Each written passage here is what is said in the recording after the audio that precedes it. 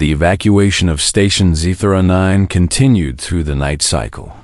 Ships of all sizes departed in endless streams, carrying frightened passengers towards safer systems. But not everyone was leaving. Some could not afford passage. Others had nowhere else to go. And some, like the humans, had chosen to stay. Jake Morrison sat alone in the quiet corner of the station's historical archives. The room was filled with ancient data crystals and holographic records from civilizations long dead. He had been summoned here by a message that arrived on his personal device. The sender was someone he had never met but had heard stories about. The door opened, and a figure made of living crystal entered the room. Elder Kothman moved slowly, his translucent body catching the light and breaking it into tiny rainbows. He was a Zilari, one of the oldest beings in the known galaxy. He had lived for over 800 years and had witnessed the rise and fall of empires. "Captain Morrison," the elder said, his voice like wind chimes. "Thank you for coming." "You said you had something important to show me," Jake replied. "Something about my species?" Kothman settled into a crystalline chair and gestured toward a holographic projector. "I have been the keeper of this station's historical records for 3 centuries. I know many secrets that others have forgotten, including the secret of why the Shadowfang never attacks humans." Jake leaned forward. "I already know that story." "Yes, but the others do not, and I believe it is time they learned." The elder activated the projector, and images began to form in the air. 18 years ago, the Shadowfang Syndicate attacked the human colony ship called the Wandering Hope. It was carrying 3,000 civilians to a new settlement. Families, children, people who had never held a weapon in their lives. Jake's jaw tightened. "I was 12 years old when that happened. My uncle was on that ship. Then you know what came next." The holographic images showed the attack. Pirate vessels surrounded the colony ship like wolves around wounded prey. They disabled the engines and breached the hull. They expected an easy victory. They expected surrender. They were wrong. The civilians fought back with everything they had. They used tools as weapons. They set traps in the corridors. They protected their children with their own bodies. The pirates managed to capture the ship, but they paid for every inch with blood. And then the human military arrived. The pirates thought they could use the hostages as shields, Kothman narrated. They did not understand what they had done. They had not simply attacked a ship. They had attacked a family. The images showed human warships dropping out of faster than light travel. Not dozens, but hundreds. Every vessel the humans could spare had been sent. They did not negotiate. They did not offer terms. They simply began to hunt. The Shadowfang fleet tried to run, the elder continued. But humans do not give up easily. They chased the pirates across 4 star systems. They tracked them through asteroid fields and nebulas. They found every hidden base, every supply depot, every safe haven the Shadowfang had built over decades. Jake watched the holographic battle play out. He had heard the stories, but seeing the actual records was different. The human ships moved with cold precision. They did not fight with anger or emotion. They fought with patience and determination, like predators who knew their prey could not escape. The war lasted 3 months, Kothman said. By the end, the Shadowfang had lost 60% of their fleet. Their leadership was dead or captured. Their organization was in ruins. And then the humans stopped, Jake added quietly. Yes, that is the part most species do not understand. The humans could have destroyed the Shadowfang completely, but they chose to stop. They offered a deal. Leave humans alone forever, and we will let you exist. The images faded, and the room fell silent. Jake sat back in his chair, his expression thoughtful. Why are you showing me this? He asked. Because the current leader of the Shadowfang does not know this history, Kothman replied. Pirate Lord Skarn is young and arrogant. He believes the old stories are just myths. He thinks humans are weak because they have been peaceful for so long. He's about to make a terrible mistake. That is what I fear. And I fear what will happen when humans are forced to remind the galaxy why they are left alone. Jake stood and walked toward the door. Then I suggest you make sure the other species stay out of our way. Meanwhile, in a crowded bar near the station's cargo district, a young human trader named Danny Vance was making the opposite of a good impression. He sat at a table surrounded by alien merchants, his voice loud and his confidence misplaced. "You guys worry too much," Danny said with a laugh. "Humans are peaceful people. We do not fight wars anymore. We just want to trade and explore." A Vreem merchant looked at him with narrow eyes. "Then why does the Shadowfang avoid your ships?" "Probably because we do not carry anything valuable enough to steal. Our stuff is boring." The aliens exchanged glances. They did not believe him, but they also did not know the truth. A hand landed firmly on Danny's shoulder. He looked up to find Jake Morrison standing behind him, his expression unreadable. "Danny Vance, right? You are new here." "Yeah, first time on Zethar 9. How did you know my name?" "Small community. Word travels fast." Jake leaned closer and lowered his voice. "Stop talking about humans to the aliens. You do not know what you are saying." Danny frowned. "I am just being honest. Humans are peaceful." "Peaceful and harmless are not the same thing," Jake replied. "There is a very important difference. And right now, you are making promises that other humans might have to keep." Before Danny could respond, Jake walked away, leaving the young trader confused and slightly worried. The aliens at the table watched the exchange with growing curiosity. Something was happening among the humans, something they did not understand. And somewhere in the darkness of deep space, Pirate Lord Skarn was preparing his fleet for the attack on Station Zethar 9. He had heard the old warnings about humans, but he dismissed them as fairy tales. Humans were soft. Humans were weak. Humans would learn to fear the Shadowfang, just like everyone else. He could not have been more wrong. The Great Hall of Station Zethar 9 was filled with representatives from dozens of alien species. They had gathered for the monthly Security Council, and the mood was tense. For the past year, pirate attacks had increased across all major trade routes. Ships were being destroyed. Cargo was being stolen. Lives were being lost. Ambassador Vrikstal stood at the center of the room, his insectoid body clicking softly as he reviewed the data on his display screen. He had been studying the attack patterns for weeks, and something strange had caught his attention. Something that did not make sense. "I have reviewed over 300 incidents from the past 15 years, Vrikstal announced to the council. "The Shadowfang Syndicate has attacked vessels from the Kelleran Empire, the Vreen Dominion, the Zilari Collective, and 17 other recognized species. But there is one species they have never touched." Commander Zorath, a tall reptilian officer from the Vreen military, let out a harsh laugh. "Let me guess.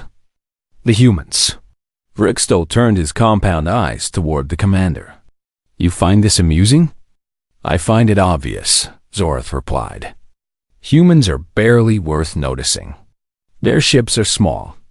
Their cargo is cheap. Their military is laughable compared to ours. Why would any pirate waste time on such insignificant prey?" Several other delegates nodded in agreement. Humans had only been part of galactic society for about 40 years. They were newcomers. They kept to themselves. They ran small trading operations and never got involved in the larger political games that other species played. But Vrikstal was not satisfied with this explanation.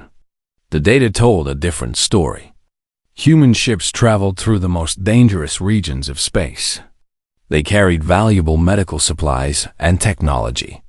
They should have been easy targets. Yet not a single human vessel had been attacked in 15 years, Not one. At that moment, the doors to the great hall opened and 3 humans walked in. They wore simple clothing and carried no weapons. The one in front was a man in his mid-30s with short brown hair and tired eyes. His name was Jake Morrison, and he was the captain of a small cargo ship called the Drifter. Behind him walked Sam Torres, a woman with dark hair pulled back in a ponytail. She had a military posture and sharp eyes that scanned the room quickly. The third was Kate Lynn, a younger woman with a calm expression and a medical bag over her shoulder. "Captain Morrison," Rickstall called out. "May I speak with you for a moment?" Jake looked at his crew and shrugged. "Sure, we just finished our delivery anyway." The other delegates watched as Rickstall approached the human captain. Commander Zorath rolled his eyes and turned away, clearly uninterested in whatever the ambassador had to say. "Captain, I have been studying pirate attack patterns," Rickstall began. "I noticed something curious about your species." Jake raised an eyebrow. "What kind of curious?" "The Shadowfang Syndicate has attacked nearly every species in this sector, but they have never attacked a human ship. Not once in 15 years. Do you know why?" Jake's expression did not change. He simply smiled, a small and knowing smile that did not reach his eyes. "Maybe we are just lucky." "Luck does not explain data," Rickstall pressed. "There must be a reason." Before Jake could respond, the station's alarm system activated. Red lights flashed across the great hall, and a loud voice echoed through the speakers. "Attention all residents. This is an emergency broadcast. The Shadowfang Syndicate has transmitted a message to Station Zethara 9. They will attack this station in 3 cycles. All non-essential personnel are advised to evacuate." Panic spread through the hall immediately. Delegates began shouting and pushing toward the exits. Commander Zorath barked orders into his communicator, calling for his warships to prepare for battle. But Jake Morrison did not move. He stood perfectly still, watching the chaos around him with an unreadable expression. "Captain?" Rickstall asked. "Are you not concerned?" "Should I be?" "The Shadowfang have over 50 warships. This station has minimal defenses. Many people will die if they attack." Jake looked at the ambassador for a long moment.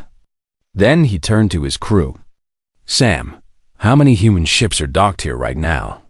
Sam Torres pulled out a small device and checked the numbers. 14, including ours. Mostly traders and a couple of transport vessels." "And how many humans on the station?" "About 200, maybe more." Jake nodded slowly. "That is a lot of people." Rickstall watched this exchange with growing confusion. The humans seemed completely calm, as if the threat of a massive pirate fleet meant nothing to them. This was not normal behavior. This was not how prey species acted when predators approached. "Captain Morrison," Rickstall said carefully, "you did not answer my question earlier. Why does the Shadowfang avoid humans?" Jake looked at the ambassador again. His smile was gone now, replaced by something harder. Something colder. "You really want to know?" "Yes. Then pay attention over the next 3 cycles. You might learn something." With that, Jake turned and walked toward the exit, his crew following close behind. Rickstall watched them go, his mind racing with questions. Commander Zorath appeared beside him, his scales flushed with stress. "What did the human say?" "Nothing useful," Rickstall replied. "But I believe he knows something we do not. Humans know nothing. They are weak and soft. When the Shadowfang arrives, we will see how quickly they run." But as Rickstall watched Jake Morrison disappear into the crowd, he felt a strange sensation. Something in his ancient instincts told him that the commander was wrong. Very wrong. The humans were not running. They were not panicking. They were preparing for something done, and for the first time in his long career. Ambassador Rickstall found himself afraid of what that something might be. The station continued to pulse with red warning lights as evacuation shuttles began to fill. Alien species from across the galaxy scrambled to escape the coming attack. But scattered among them, moving with quiet purpose, the humans went about their business as if nothing had changed. Caitlin stopped at a medical supply station and purchased extra equipment. Sam Torres visited the engineering bay and spoke with several other human engineers in low voices. And Jake Morrison stood at a viewing window, watching the stars, his hands clasped behind his back. 3 cycles. That was how long they had. That was all the time they needed. 2 cycles had passed as the Shadowfang's threat. The Galactic Council had called an emergency meeting to discuss their options. Most delegates agreed that fighting was hopeless. The station's defenses were weak, and the Vreen warships were not enough to stop 50 pirate vessels. "We must pay the tribute," declared negotiator Trillax, a nervous Vreen diplomat. "The Shadowfang wants cargo and credits. If we give them what they want, they will leave us alone." Commander Zorath slammed his fist on the table. "This is cowardice. We should fight." "Fight with what?" Another delegate asked. "Your ships are outnumbered 3-1. This is not a battle we can win." The argument continued for hours. In the end, the council voted to pay. Trillax would contact the pirates and negotiate the terms of the tribute. It was shameful, but it would save lives, or so they thought. The communication link was established in the main council chamber. A holographic image flickered to life, showing the face of Pirate Lord Skarn. He was a massive creature with thick gray skin covered in old scars. His eyes were small and cruel, and his mouth twisted into an ugly smile. "So the mighty Galactic Council begs for mercy," Skarn laughed. "How delightful." "We wish to negotiate," Trillax said carefully. "Name your price, and we will pay it." "My price?" Skarn leaned forward. "I want half of everything on that station. Cargo, fuel, technology, and all your credits. I also want something else." "Something special? What do you want?" Skarn's image shifted, and the council saw a second figure in the background. It was Danny Vance, the young human trader. His hands were bound, and there was blood on his face. He had been captured during a supply run outside the station. "I caught myself a human," Skarn said proudly. "Funny little creature. He keeps telling me that humans are peaceful, that they will not fight back. I thought I would test that theory." The council chamber erupted in shocked murmurs. A human had been taken. This changed everything. Jake Morrison was not in the council meeting. He was in the cargo bay of the Drifter when Sam Torres brought him the news. She showed him the recording of the broadcast, and Jake watched it in silence. His face did not change. His breathing did not quicken. But Sam knew her captain well enough to see the shift in his eyes. "How long ago?" Jake asked quietly. "About 20 minutes. The council is panicking. They should be." Jake stood and walked to the ship's communication console. He entered a frequency that was not in any public database. A frequency that only humans knew about. "This is Jake Morrison, captain of the Drifter. We have a situation. One of ours has been taken." Within minutes, responses began to arrive. Human captains from across the station reported in. Traders, engineers, pilots, and workers. Some were former military. Some had never held a weapon. But all of them had received the same message, and all of them understood what it meant. The unwritten rule had been broken. A human had been touched in a small bar on the lower levels. Ben Harlow heard the news from a passing customer. He was a retired soldier who had served during the HFY War 18 years ago. Now he ran a quiet bar and tried to forget the things he had seen. But some things could not be forgotten, and some skills never faded. Ben closed his bar early. He went to the back room and opened a hidden storage compartment. Inside were things he had hoped never to use again. Old weapons. Old armor. Old memories. I am too old for this, he muttered to himself. But he grabbed his gear anyway. Lisa Chun was a security consultant who worked for several alien corporations on the station. She had spent years building a reputation as a calm and professional advisor. But before that, she had been something else. Something the aliens did not know about. When she heard about Danny, she canceled all her meetings. She began to collect information. Ship positions. Communication frequencies. Patrol routes. Everything the humans would need to find the Shadowfang fleet. Ambassador Vrixtal noticed the change immediately. The humans on the station had transformed. Their casual smiles were gone. Their relaxed postures had become rigid and focused. They moved with purpose, gathering in small groups and speaking in low voices. He found Jake Morrison standing near the station's main hangar, watching as human ships began to power up their engines. "Captain," Vrixtal called out. "What are your people doing?" Jake turned to face the ambassador. His expression was cold. "We are leaving? Leaving? You are running away?" "No." Jake shook his head slowly. "We are going to get our man back. That is suicide. The Shadowfang fleet will destroy you. Maybe, but we do not leave our people behind, ever." Vrixtal struggled to understand. He is one person. One young traitor who made a foolish mistake. Is he worth dying for? Jake stepped closer to the ambassador, and for the first time, Vrixtal felt something he had never felt from a human before. Fear. Real fear. "You wanted to know why nobody targets us," Jake said quietly. "This is why. Because when someone takes one of ours, we come for them. All of us. And we do not stop until we get them back or until there is no one left to keep trying. That is madness. That is family." Jake walked away toward his ship. Vrixtal watched as 12 human vessels departed the station in tight formation. They flew toward the darkness of deep space, toward an enemy that outnumbered them 4-1. Commander Zorath appeared beside the ambassador. "They are fools. They will all die." But Vrixtal was not so sure. He had seen something in Jake Morrison's eyes. Something ancient and terrible. Something that made him wonder if the Shadowfang truly understood what they had awakened.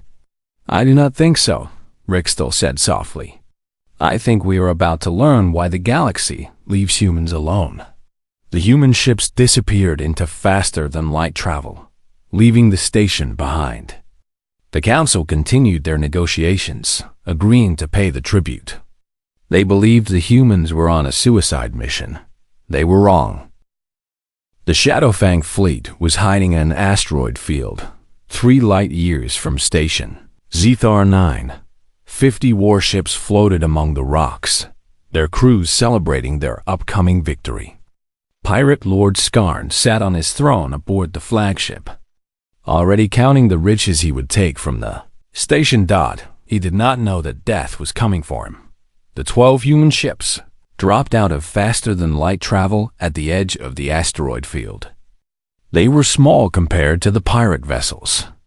Cargo ships, transport shuttles, and a few light fighters. Nothing that should have worried a fleet of 50 warships.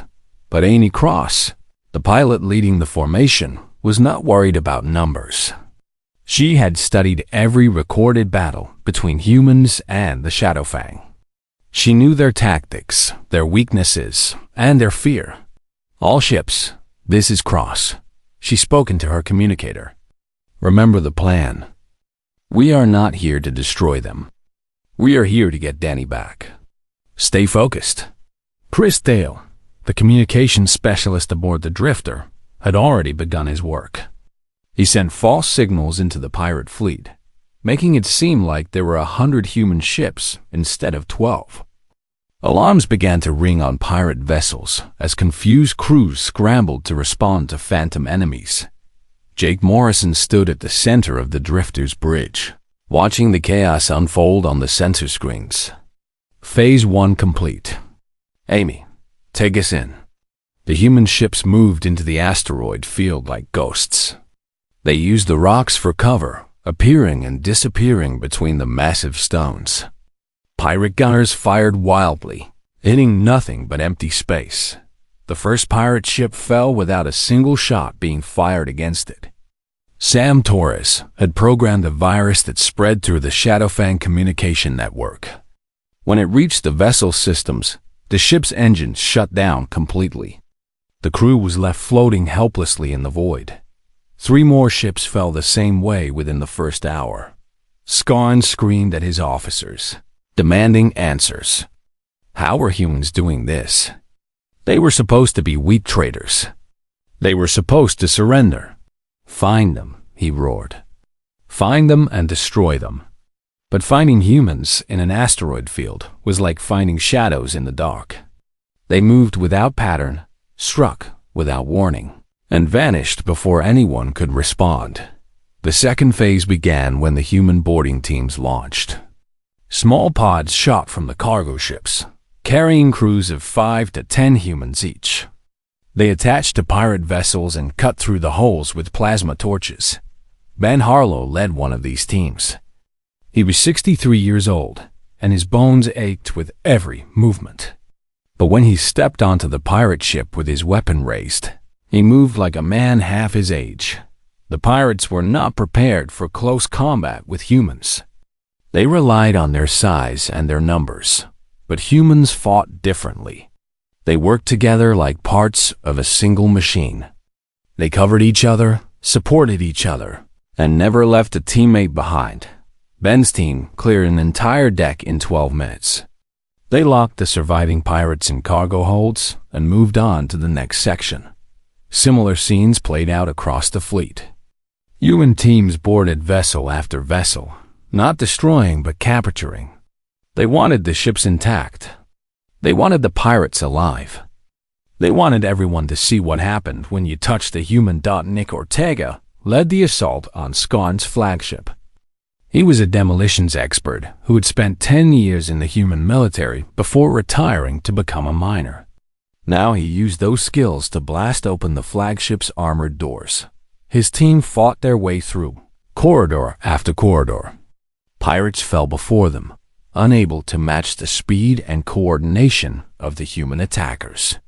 The ship's internal defenses activated, but Lisa Chun had already uploaded the codes to disable them. She had stolen those codes from the Shadowfang network hours ago. On the flagship's bridge, Skarn grabbed Danny Vance and pressed a blade to his throat. "Stay back," he screamed at the approaching humans. "Stay back or I will kill him." Danny looked at the pirates surrounding him. He was scared, but he was also angry. These creatures had beaten him, mocked him, and used him as bait. He remembered what Jake Morrison had told him. Peaceful and harmless are not the same thing. Danny drove his elbow backward into Skarn's stomach. The pirate lord gasped and loosened his grip. Danny twisted free and dropped to the ground as Nick Ortega's team opened fire. The bridge was secured in less than a minute. Skarn was pinned to the floor with 3 humans standing over him. His crew surrendered immediately. "It is over," Nick said calmly. "Your fleet belongs to us now." Skarn looked up at the human with wide, terrified eyes. "This is impossible. You are just traitors. You are supposed to be weak." Nick smiled, but there was no warmth in it. "We are weak. Until someone gives us a reason not to be." The battle, if it could be called that, lasted 4 hours. 16 pirate vessels were captured. Another 12 were disabled.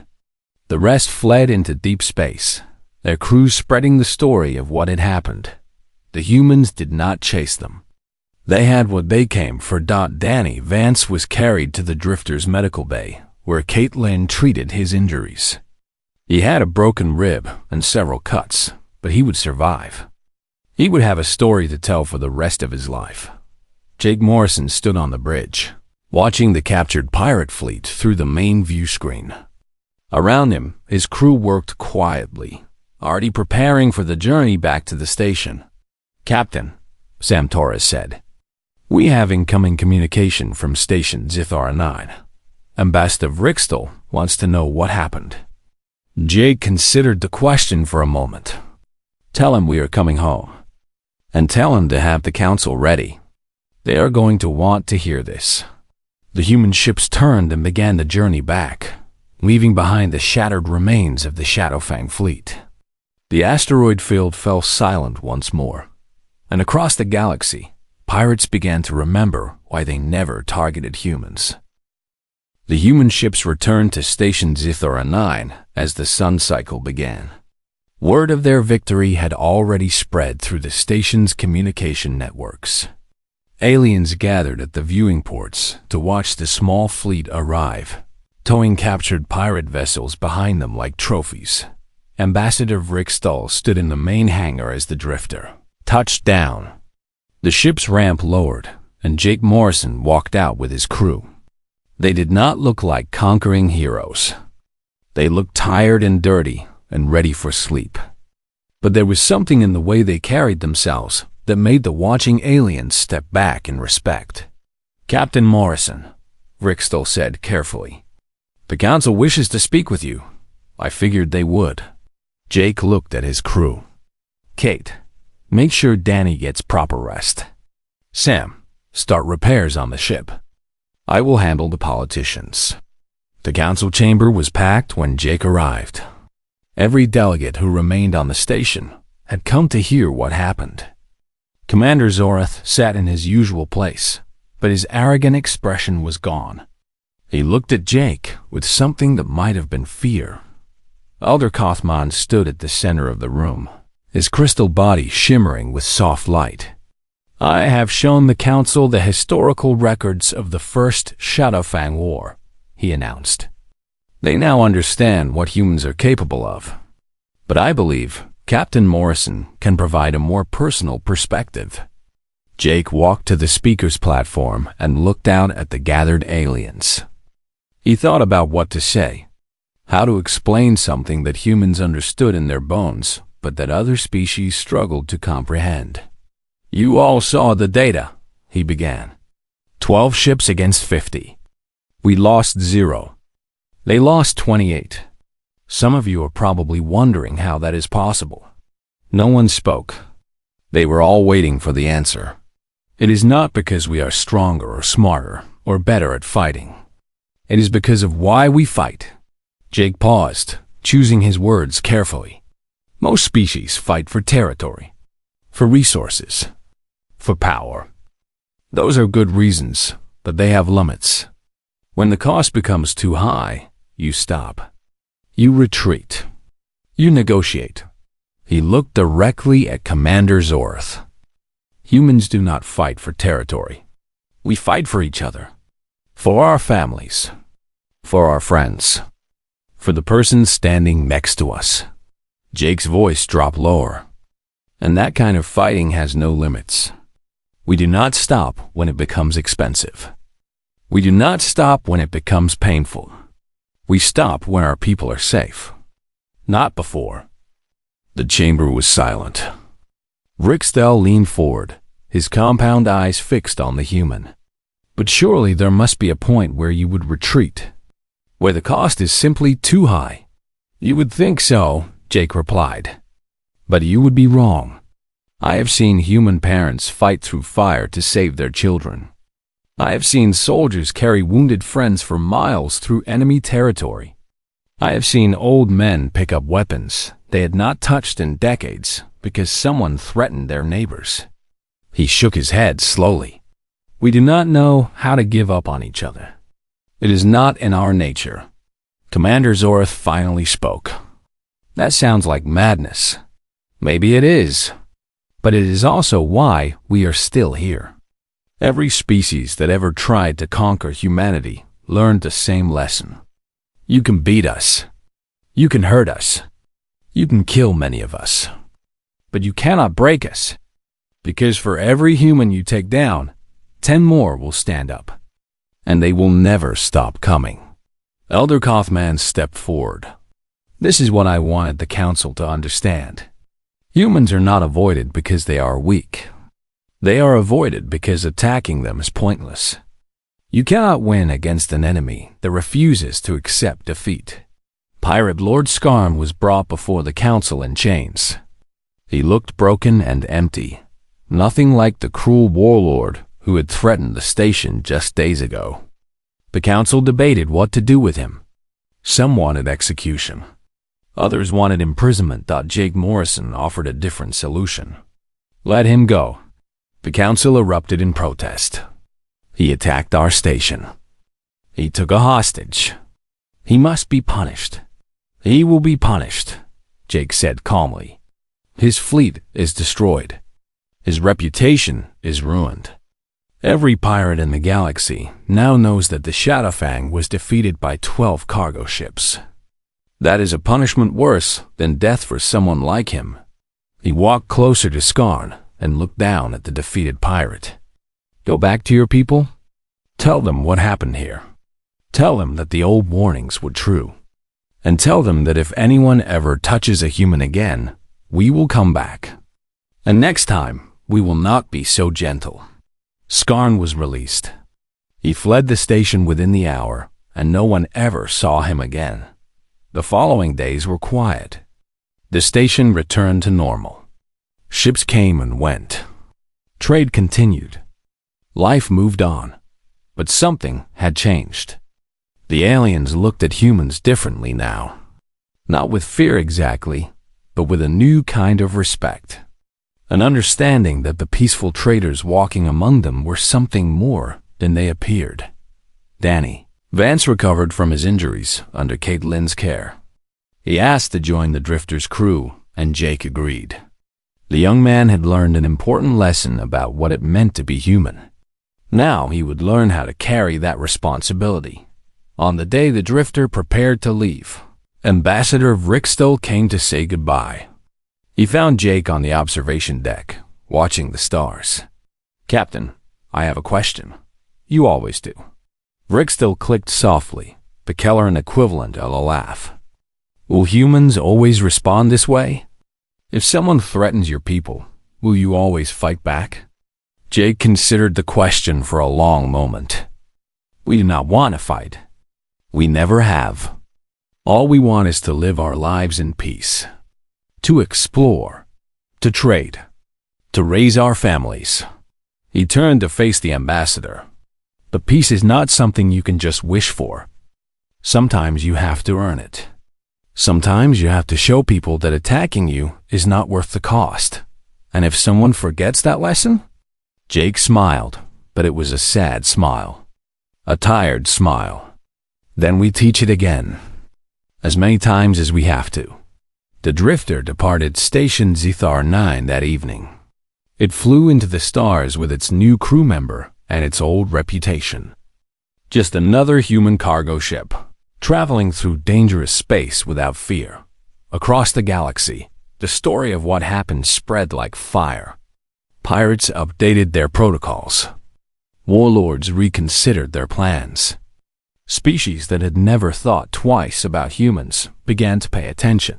And in the darkness between stars, a simple truth settled into the minds of everyone who heard it. Humans were never targeted, because targeting them was the last mistake anyone ever made. They were peaceful by choice, not by nature. And heaven help anyone foolish enough to forget the difference. The stars continued to burn. Ships continued to fly. And humans continued to walk among the other species, smiling their friendly smiles and offering their peaceful trades. Waiting. Just in case someone needed to learn the lesson again.